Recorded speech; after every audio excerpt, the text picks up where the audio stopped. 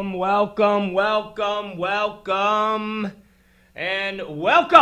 ladies and gentlemen. I am your wonderful and super spectacular host, and I go by the name of Rob Black. How are you, everybody? It's great to see you. It's great to be here, and it's what is it? 11 o'clock in the morning. I got to do my Wolf Blitzer.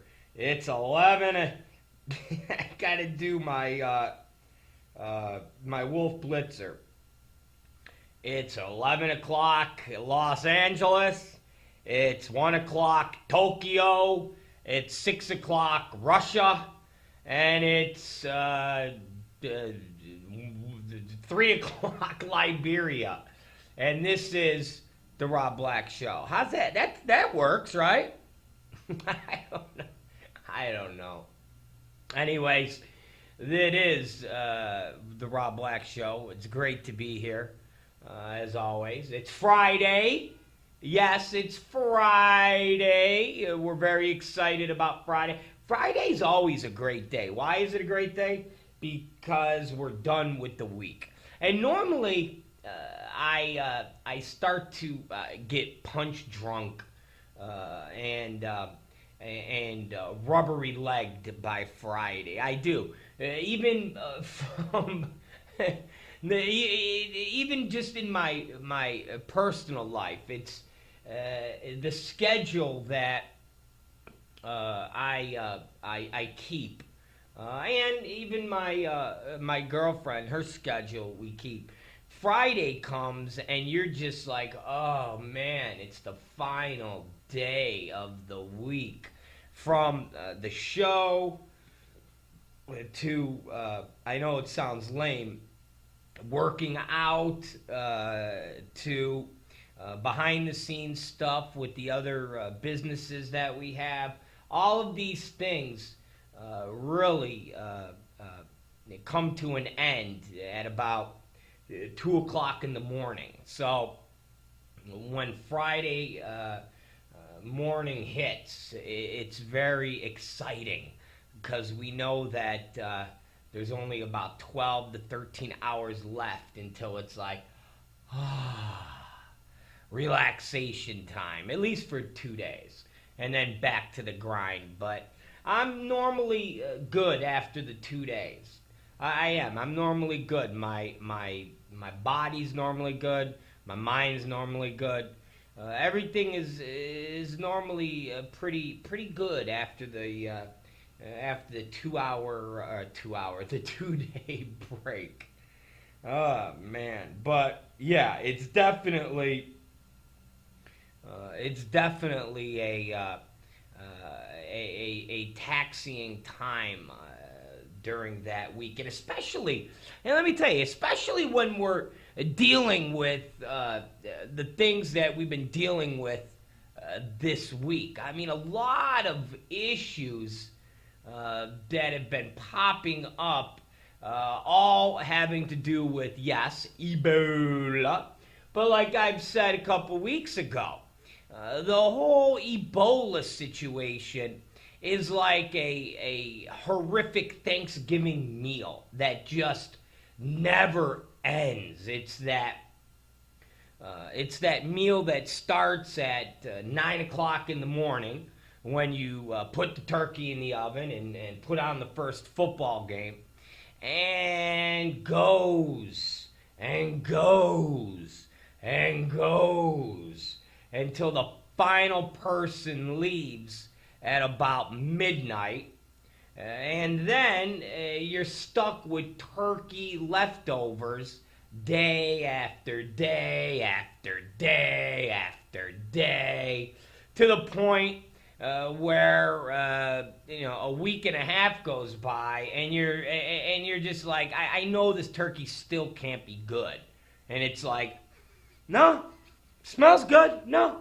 I mean, well, look, we got all this still left up. Oh, fuck. Okay. All right. And that's basically what this week has been. It's been a turkey leftover. It really has. It's just been one giant turkey leftover. And it doesn't end. I mean, it literally doesn't end. It hasn't ended. And it won't end anytime soon. It won't. This is going to be one of those situations that is going on with the media, and it's going on with the public, and it's going on with the politicians, that is not going to go away. And it's actually real when it comes to affecting the American people in a way that could kill us all. It really is. Now, that's extremely dramatic, but it's no more or no less dramatic than the great Lindsey Graham, Senator Lindsey Graham, proclaiming on all the TV shows that ISIS was coming here to the United States and killing us all. Now, since Ebola has swept into our nation's living rooms, guess what? You haven't heard anything about ISIS, have you?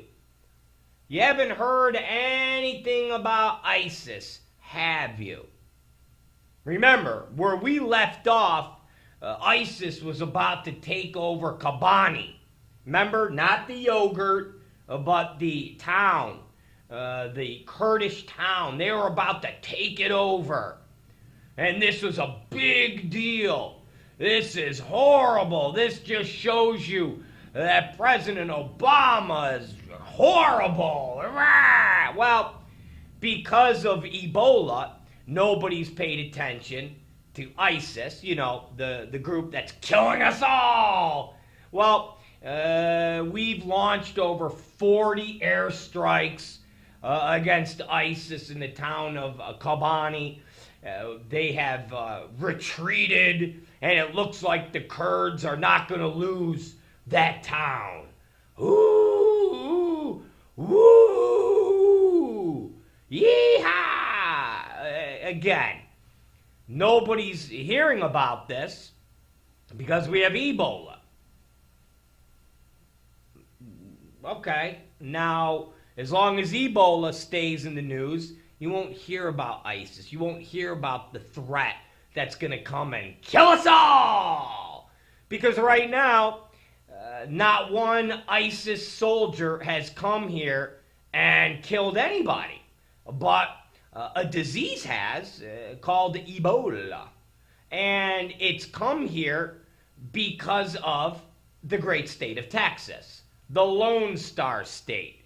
And everybody involved with Texas Health Presbyterian have basically done more damage to the United States of America than ISIS has. Plain and simple. And as we get more news today, we are learning things that I can say, I told you so. Yes. I can do these things because I'm not on CNN. I wish I was. I'm not on MSNBC. I wish I was. I'm not on clear channel stations. I wish I was. But I probably would have been fired or suspended like Keith Olbermann was many, many years ago. And that is, I can tell it like it is, okay? I can actually be honest, and I can say the things that people are thinking. And I can do it without fear that the executive of one of these media empires will fire me because somewhere somebody hit them up on their super secret bat line and said, I can't believe what your host just said. Fire him. Or we're not going to sponsor you in this, or we're not going to give you guys money in that, or we're just going to fire you because we're your boss. Whatever it is, I don't have to worry about that. So I can come up here and I can tell you what you're thinking. I can say it out loud. I can have it written in a story. It can be posted. It can be tweeted. It can be blogged. And then people can have knowledge. So let's start with the nurses. Now, if you go to therobblackshow.com, you can read the story that we put up yesterday called The Blame Game. If you go to our sister site, zerofilter.com, you can read the story that's up called The Blame Game. If you go to my Twitter, you can read the story called The Blame Game. And basically, we outline this notion that it's the president's fault, that it's CDC's fault, that it's federal officials' fault. It's everybody's fault except for the nurses, the doctors, and staff at Texas Health Presbyterian Hospital and the Texas government officials in charge of their health division, their governor, Rick Perry, their mayor, their senator. All of them are exempt. And that being because they're the ones stricken with the disaster. They're the ones, like the two nurses, that have the disease. So in turn, you're not allowed to question anything that they've done. You're not allowed to scold any of them, especially the nurses, because, hey, they got a disease. And of course, it's none of their fault. It's the black man in the White House. It's the CDC.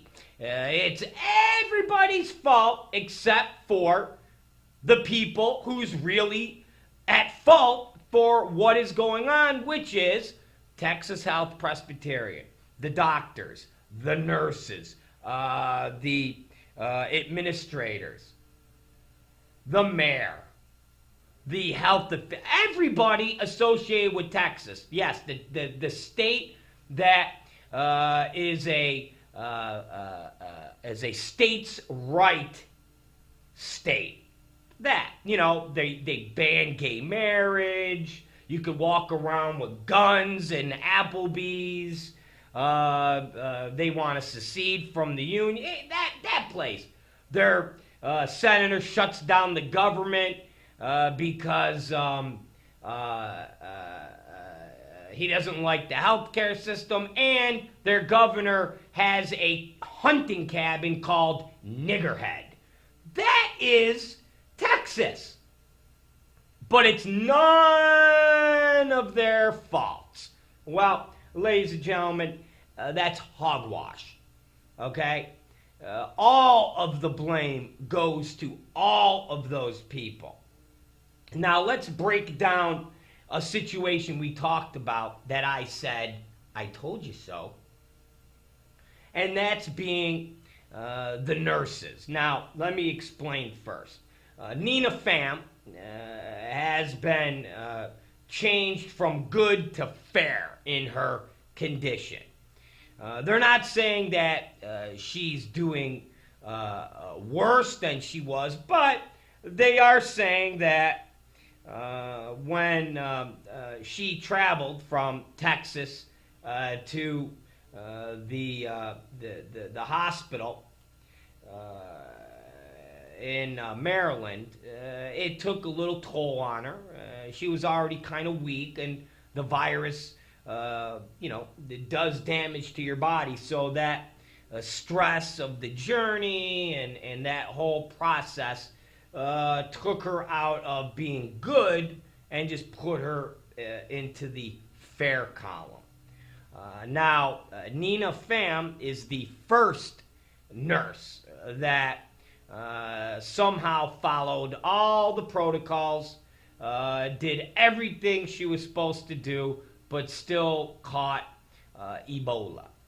So she's now in a hospital in Maryland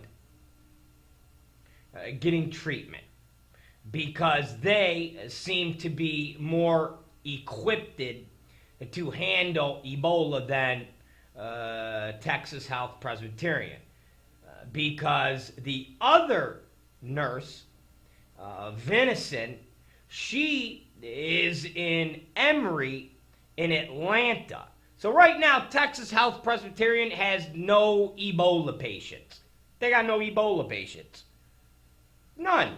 They basically got what they had there and sent them to other hospitals. Other hospitals to take the responsibility.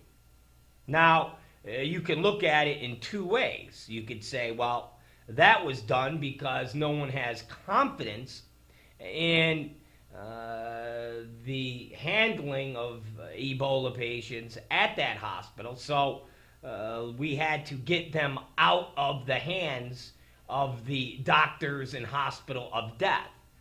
Or another way you can look at it is there's about 70 to 80 other healthcare workers in that hospital that were exposed to Duncan, who are now officially on a quarantine watch list, and any moment those people could come down with Ebola, and they have enough now to worry about with 76 people possibly coming down with Ebola that they might as well get these two nurses out of there because if more people start turning up positive out of that 76, they're going to basically be more overwhelmed than they were by just diagnosing somebody from West Africa who's sweaty and has a fever and speaks African. I mean, just all of the signs of somebody from Liberia, okay? So, they now are empty with Ebola patients. So, you have Nina Pham in Maryland. You have Vinson in Atlanta. Now, at yesterday's hearing, and of course on CNN and Fox News and every news channel you could get your hands on, to the newspapers, to the talk shows on the radio, all you heard was the CDC let Amber Vinson fly. The federal government dropped the ball and let Vinson fly. She got on the airplane and she flew after she talked to the CDC people and they said, you can fly. So, of course, that was the headline. Obama, CDC, mess up again. Let an Ebola patient fly. CDC, Obama, mess up again. And I came on my show yesterday and I said, that is hogwash. That is BS. And I said I would bet every ounce of gold that is in Fort Knox. Sounds so cliche, I know. Every ounce of gold that is in Fort Knox that Amber Vinson did not get on the phone with the CDC. She did not say to the person on that phone, hi, my name's Amber Vinson. I was working with Mr. Duncan. I was taking catheters and putting them in and changing them on Mr. Duncan. I was handling his vomit. I was handling his blood. I was handling everything that would put me in the super risk of contracting Ebola. Right now, my temperature is a little elevated. Can I fly on an airplane? Could I infect people? And then, of course, according to what we were told, the CDC official went, well, your temperature is not in the range of where you can be on a ban list, so you could go ahead and fly. You pack up your bags, you get on that plane and you fly. And if somebody says something to you, you tell them the CDC and President Obama said you got the okay. That is basically what we were told. Okay? We were basically told she got the okay. I said there's no way she explained to them everything that was going on, because if she did, nobody would have let her fly. If she talked to somebody at CDC and explained her story to them, they would have put her on hold. It would have went up through a chain of command. Somebody would have got back on the phone and said, you need to stay there. We are sending the cavalry to come and get you. This is not good.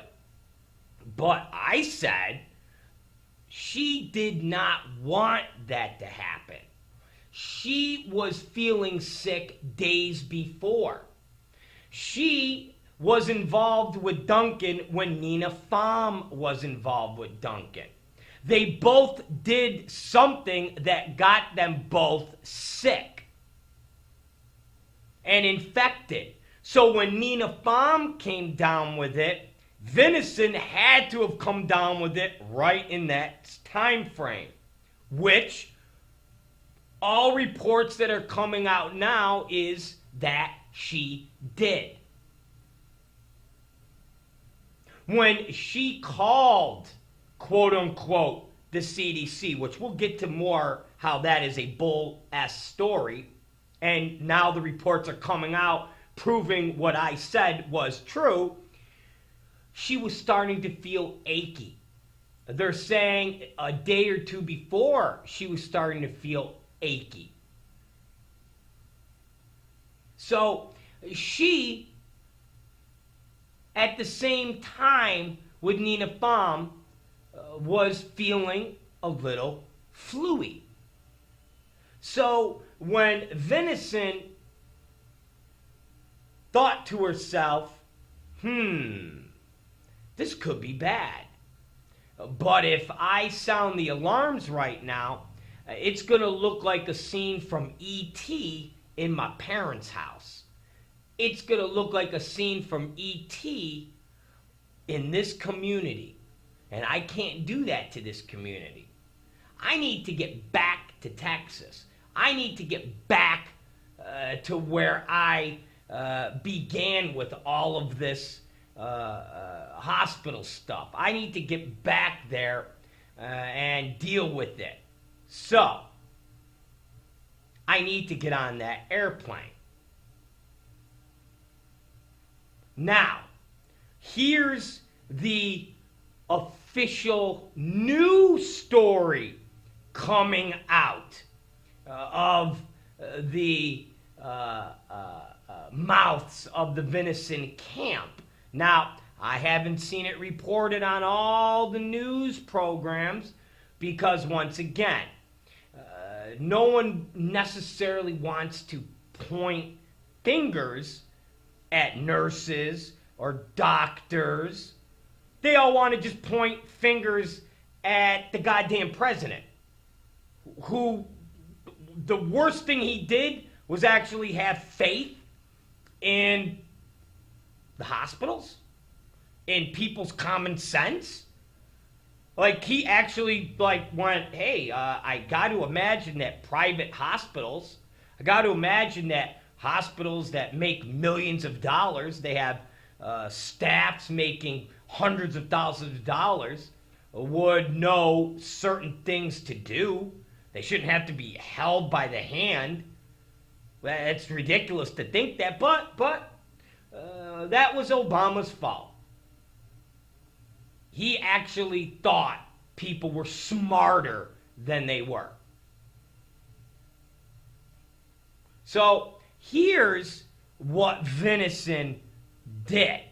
Because remember, we only point the blame at the president and the CDC, not at the people that are actually at fault. So this is coming from her camp. And when I say her camp, her uncle. And here it is. You ready? Okay. Vinson did not directly call federal health officials. Vinson did not pick up the phone and talk to the CDC. Okay? She did not get permission from the CDC to fly on the airplane. Remember that? The whole parsing of words was that she got the okay from the CDC that her temperature was not in the range where she couldn't travel. So the CDC, according to her and her camp, didn't say she couldn't travel, but they didn't say she could travel. And of course, because the CDC is somehow part of Obama, that was Obama saying, go ahead and get on the plane with Ebola. And yet, you see how the parsing of the words. But here we are getting the true information, and she never talked directly to the CDC. She never talked to the federal health officials.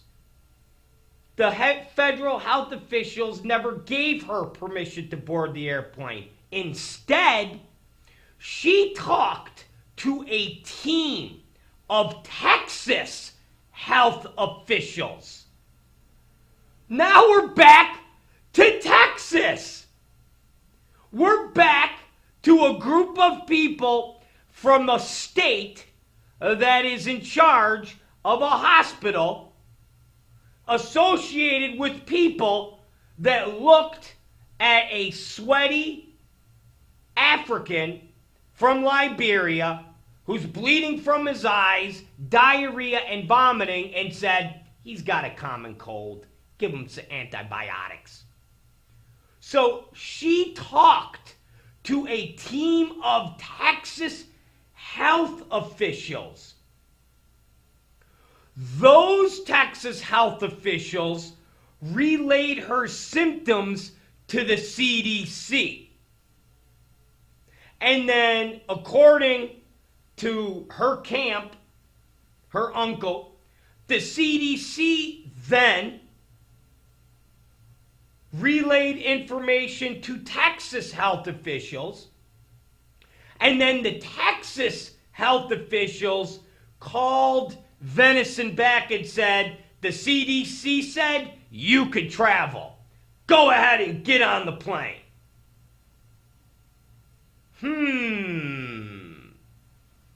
So now the plot thickens.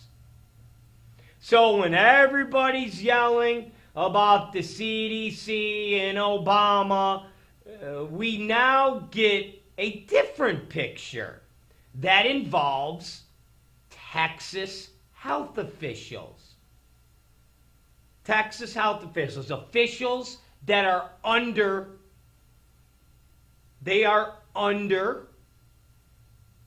Governor Rick Perry, Senator Ted Cruz. These are people that answer to senators and governors and mayors.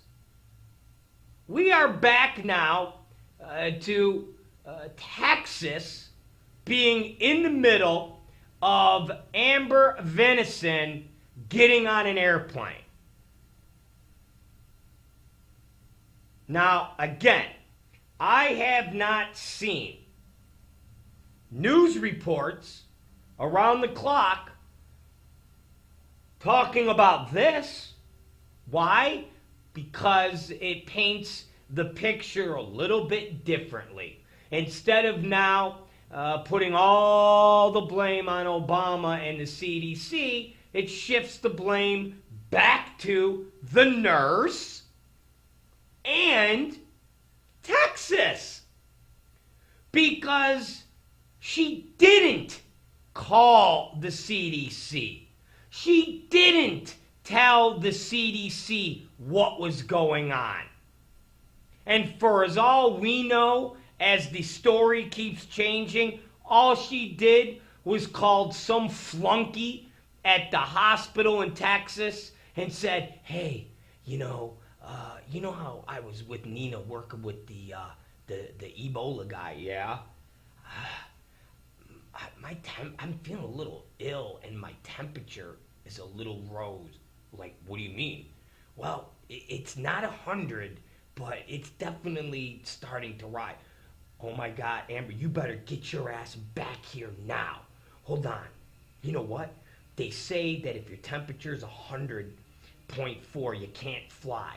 So you're fine. You're not going to be breaking the law. You need to get your ass back here now. You definitely got Ebola. Oh my God. Okay, I'm getting on that plane. I'll see you in a little while. As far as we know, that's the conversation that happened. Because the conversation that everybody ran with yesterday didn't fucking happen. She never called the CDC. She never talked to officials at the CDC. She never broke down to the officials with the CDC of what was going on with her. She talked to Texas health workers. That's what she did. And those Texas health workers called the CDC. And then the CDC called them back, and then they called Amber Vinson back and said, you got the green light. Let's go.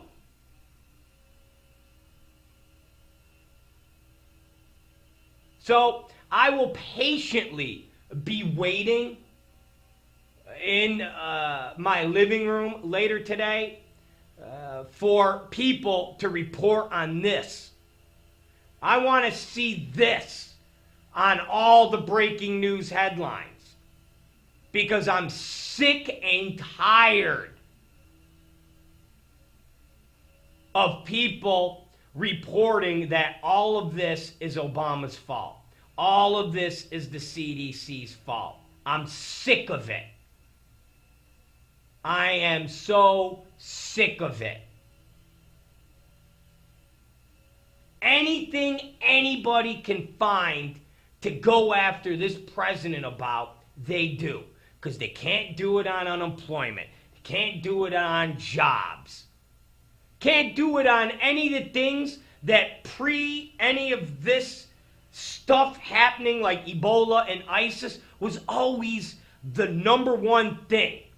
The economy was good, the president's awesome. The economy's bad, the president sucks. Now, the economy's good, jobs are good, people are working. Nope, there's some ISIS. Woo! That means the president's bad.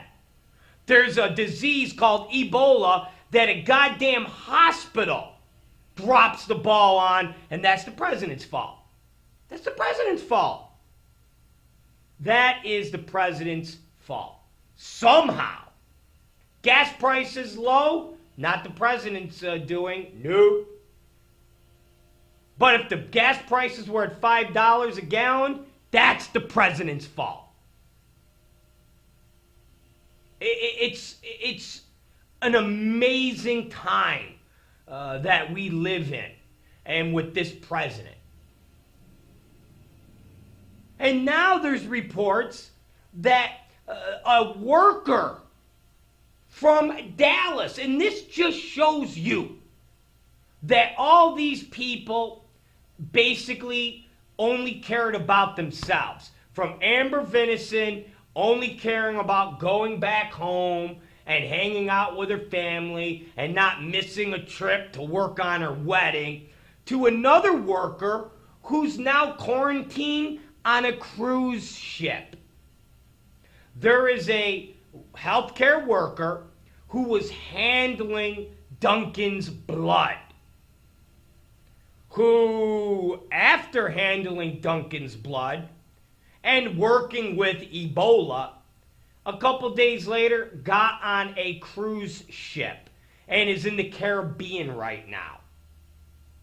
She's in the Caribbean. I guess she didn't want to cancel her trip. I guess, I don't know, there are cruise ship trips non-refundable? Like, why did she not go, you know what? I was dealing with this stuff. Let me not go anywhere for a little while, at least 21, 25 days. Let me at least not go anywhere until all of this it kind of runs its course. I don't want to have Ebola. I don't want to be on a cruise ship with Ebola. I'm just going to lay low. I mean, people that were in contact with Duncan, just like shaking his hand, were in quarantine. You're going to tell me that handling his blood wouldn't justify being in quarantine? And once again, this is a healthcare worker. How is this Obama's fault or the CDC's fault when somebody doesn't know enough that they're handling Ebola blood to go, this is dangerous? Again, it's like somebody that smokes 2 packs of cigarettes a day and they get cancer and they go, how did I get cancer? Well, because you smoke 2 packs a day. I didn't know you can get cancer from smoking. Really? Really? You're that fucking stupid? This is the same shit. So you're seeing that people in Texas, okay, are incredibly self-centered, ignorant, and lackadaisical because they must not read. Seriously, they must not read. They must not do the things that us liberal Hollywood elitists do in Los Angeles, in California, or the Yankees in New York. You know, everybody makes fun of you just some liberal from New York. You just some liberal from California. Yeah, we're not an ignorant dummy from Texas. Sorry. Duh. Gee, go figure.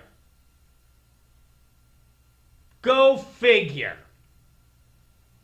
We don't handle infectious, deadly diseases and then 3 days later get on a cruise ship and party it up. We don't sit there and start feeling flu-y and know that our colleague that was working with us has a deadly infectious disease, and we probably also have it, but we're still going to go and travel. And now, the CDC is going through all the people that Vinson came in contact with because she was getting sick before she came back to Dallas, Texas at the hospital and tested positive again. She came back in. The next day, they confirmed she had Ebola. For 2 to 3 days before, she was feeling achy. She was feeling flu-y. Plain and simple. She knew it. She knew it.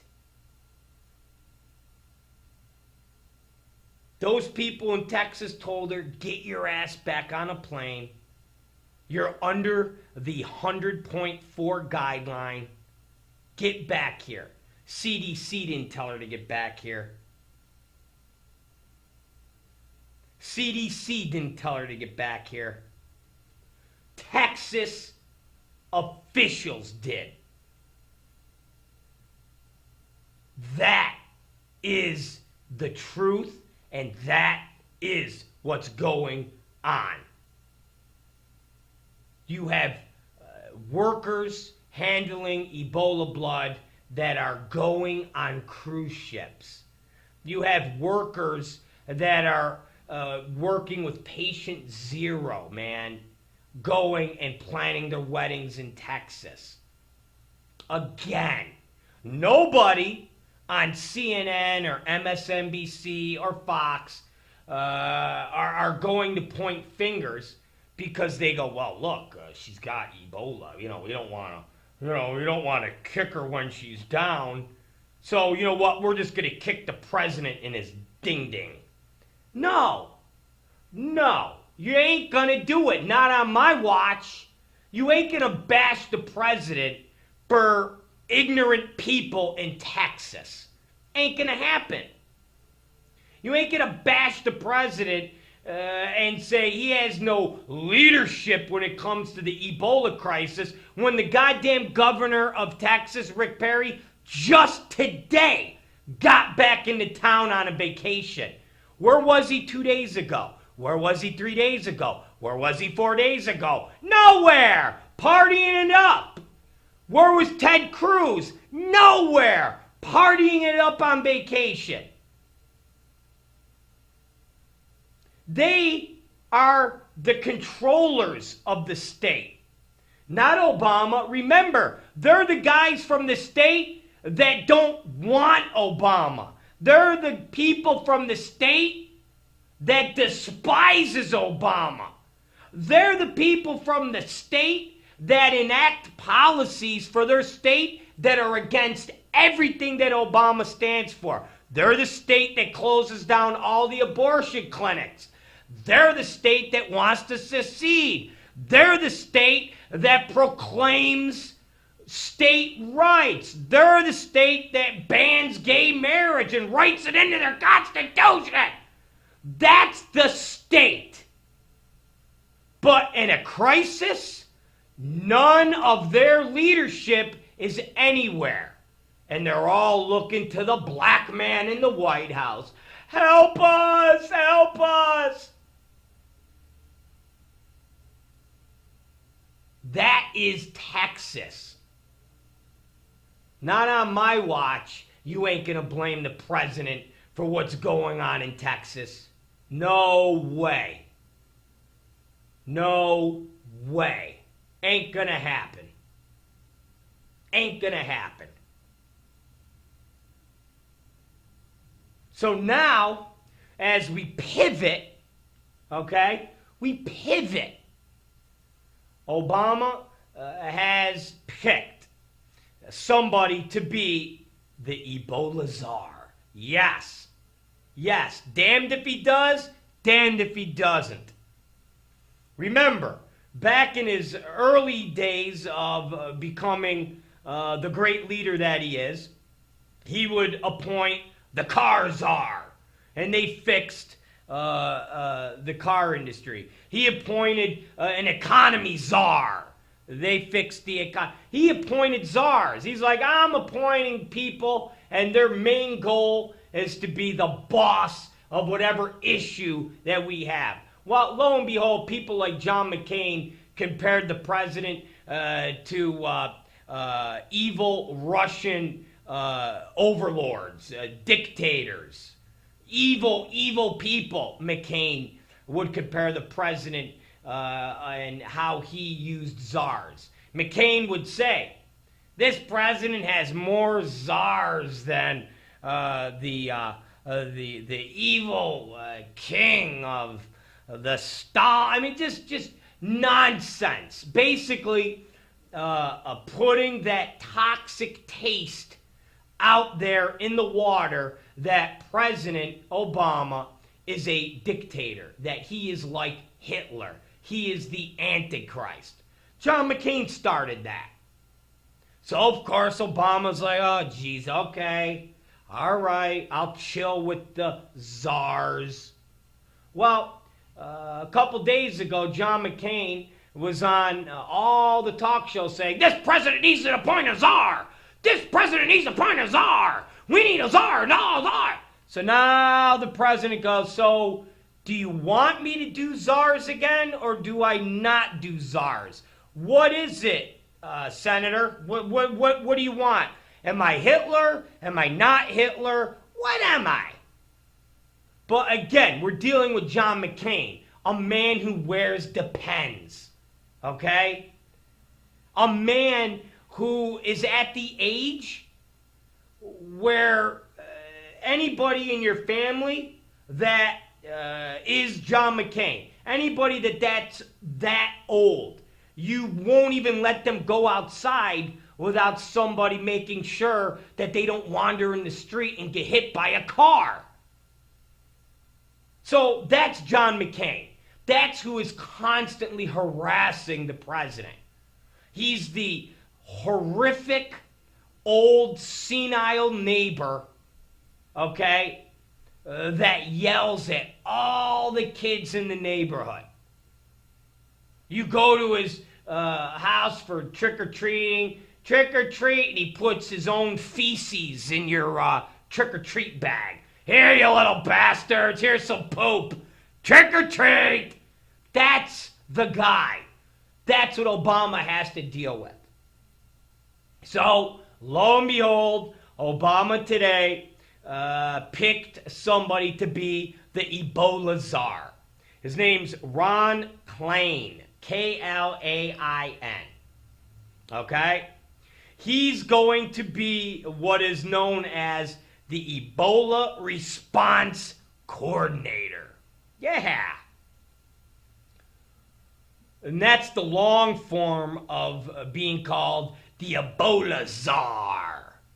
And Obama's getting his little hat ready so he could, the king czar. Now, he used to be Joe Biden's chief of staff. He's a lawyer.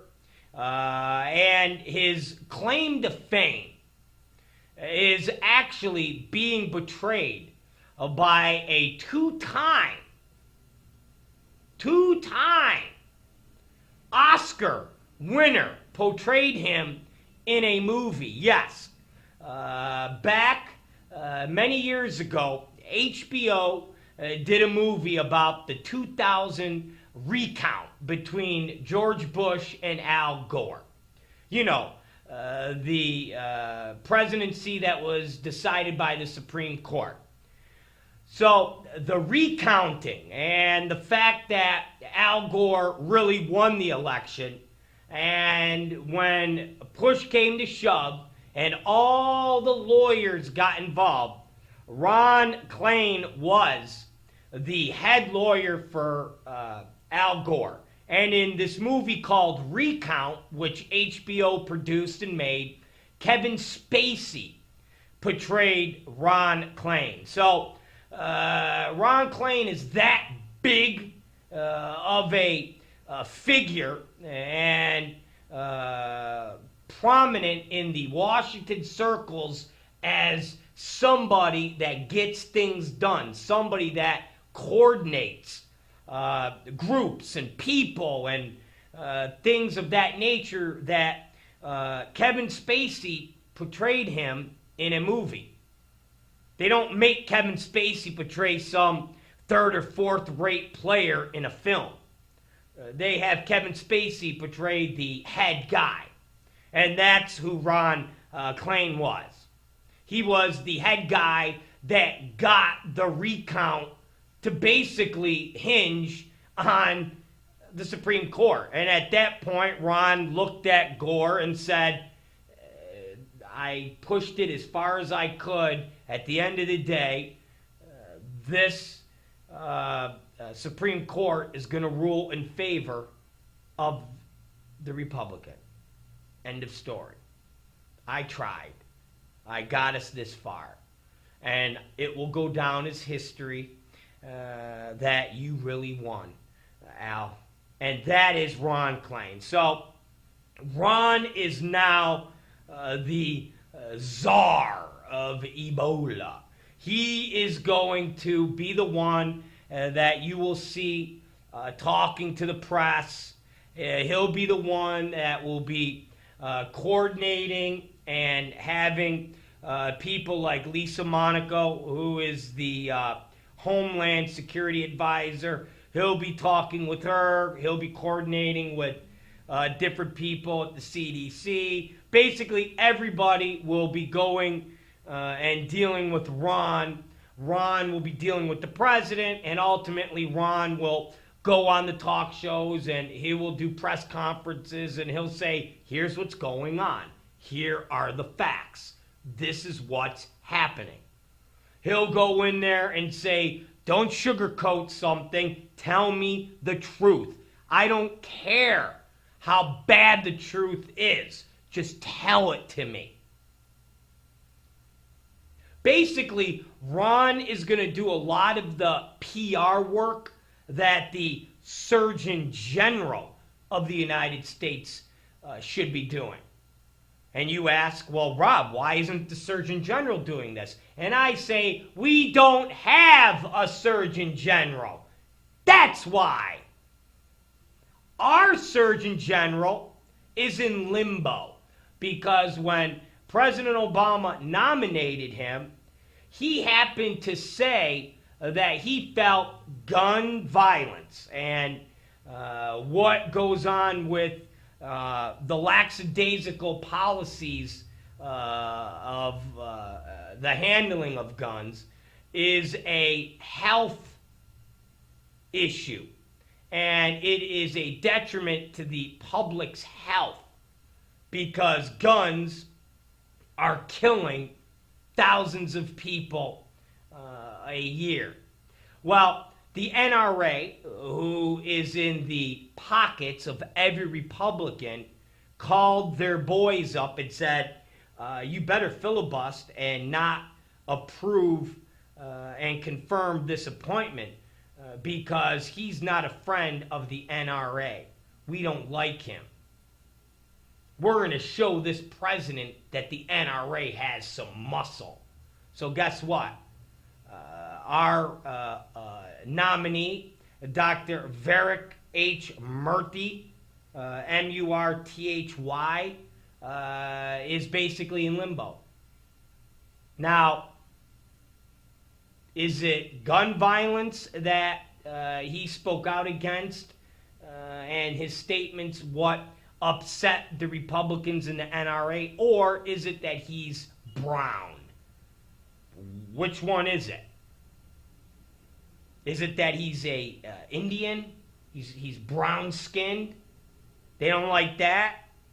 Or that he said, hey, guns and the amount of people they're killing is a bit of a public health issue.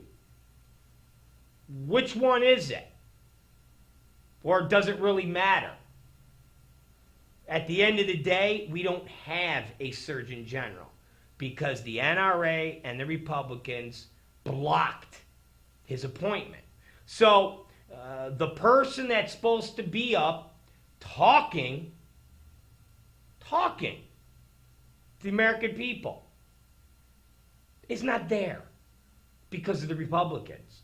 And I even seen a couple Republicans say, well, we're not real happy with Ron Klain because he's not a doctor. We would have liked to have seen a doctor. I haven't seen one Republican say we would have liked to have seen Frisk, a senator, old senator, Republican. He's a doctor. We want to see a doctor. Well, the Surgeon General's a doctor. Yeah, but he's not a good doctor because he doesn't like guns. Okay. So you give the Republicans what they want, which is a czar, and they got problems with that. Why? Because he was the lawyer involved in Bush v. Gore in 2000, 14 years ago. Even though the guy is one of the most high-powered lawyers and people that organize individuals, managers, He is in charge of law firms now, hundreds of people. Even though he's all of that, somehow he's not qualified. Somehow he's not czar enough, I guess. Again, the Republicans and the people that hate this president, the more they can find any little thing to attack him, that's what they do. I mean, stuff that doesn't even warrant attacking, they attack. It's amazing. Whatever they can do to attack this president. Even if it's false, they'll attack him. Again, it's staggering. But we now have a czar, and it is what great-grandpa McCain wanted, so we'll see how this goes. No Surgeon General, and it's funny because everybody on the news media cycles ignores that. They really do. They really do. And when people say, oh, the media is biased toward Obama, no, they're not. They really aren't. When I watch CNN and I hear Wolf Blitzer go, in the CDC's blunders, this administration's laxity, and I go, what are you talking about? Why are you not pointing the blame to the state of Texas? So, even with the czar, I've heard people in the media bitch and moan. Amazing. But we have him, and now he will get to work, and hopefully the Surgeon General will be confirmed when the Senate resumes. I got to imagine that when the Senate comes back from vacation and they start their confirmation processes again, I got to imagine that Vivek will get in now, considering that everybody knows the reason that he is not being confirmed, and that's the NRA. I got to imagine now when Obama says, hey, I want my Surgeon General appointed now, I got to imagine that the American people now will go, hey, Republicans, make this happen. We know what the problem is. Before, it was secret, and only one or two news outlets are reporting it. But now we all know that there is no Surgeon General because he says guns and the killing with those guns of, at times, innocent people is a public health threat. So, you guys need to confirm him. So I assume and I got to imagine that this will happen. So we'll see. But that's Ron Klain, and that is Dr. Vivek. So listen, guys, what we're going to do is take a break. And when we come back from our break, we will talk about the hospitals and somehow the fact that hospitals are now a nonprofit organization. Seriously, we're going to talk about this because I keep hearing everyone say the hospitals aren't prepared to deal with Ebola. The hospitals aren't getting the proper direction from the CDC. The hospitals don't have the proper equipment, as if that's the government's problem.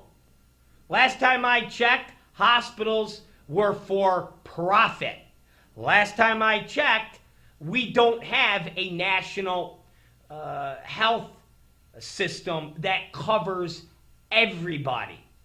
Last time I checked, hospitals, insurance companies, drug companies were all to make billions of dollars. So how all of a sudden is it the government and the CDC's responsibility to make sure that UCLA hospital or John Hopkins has proper equipment to deal with infectious disease?